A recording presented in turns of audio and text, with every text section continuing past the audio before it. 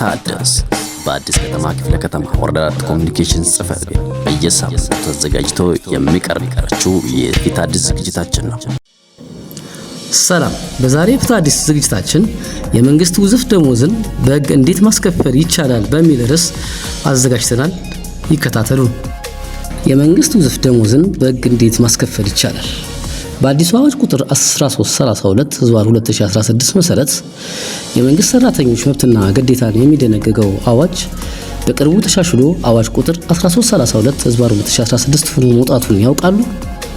በዚህ አዲስ አዋጅ መሰረት ውዝፍ ደሞዝን መጠየቅ የሚቻልበትን መንገድ እንደሚከተለው አቅርበነዋል። ዋና ዋና ነጥቦች። አንደኛ፣ የቅሬታ አቀራረብ ስርዓት። በአዲስ አዋጅ መሰረት ማንኛውም ሰራተኛ በመብቱ ላይ ቅሬታ ሲኖረው መጀመሪያ ለመስሪያ ቤቱ የቅሬታ ሰሚ ኮሚቴ ማቅረብ አለበት። መስሪያ ቤቱ በውስጥ አሰራሩ ምላሽ ካልሰጠው ወደ ክስ መሄድ ይችላል። ሁለተኛ፣ የይርጋ ጊዜ አንቀጽ 103። ይህ በጣም ሊታወቅ የሚገባው ነጥብ ነው።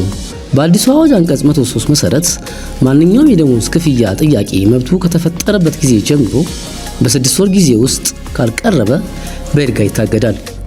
ነገር ግን መስሪያ ቤቱ ዕዳውን በጽሑፍ አምኖ ከሆነ ወይም ሰራተኛው በወቅቱ እንዳይጠይቅ ከአቅም በላይ የሆነ ምክንያት ካጋጠመው የይርጋ ጊዜው ሊቆጠር ይችላል። ሶስተኛ፣ የአስተዳደር ፍርድ ቤት ስልጣን።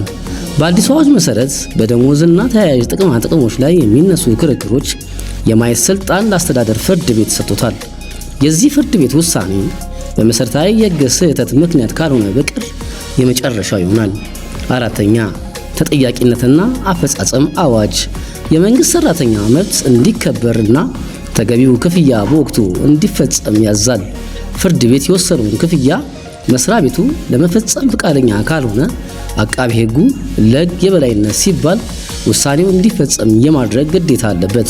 በአዲሱ አዋጅ 1332/2016 መሰረት መብቶን በወቅቱ ይጠይቁ። የ6 ወር የይርጋ ጊዜው እንዳያልፍባችሁ ጥንቃቄ አድርጉ። ይህ የአዲስ ከተማ ክፍለ ከተማ ወረዳ 4 ኮሚኒኬሽን ጽሕፈት ቤት ፍትህ አዲስ ፕሮግራማችን ነው። ውድ አድማጮቻችን፣ የዛሬ ፕሮግራማችን በዚህ ተጠናቋል። ቀጣይ በሌላ ፕሮግራም እስከምንገናኝ ድረስ መልካም ሳምንት።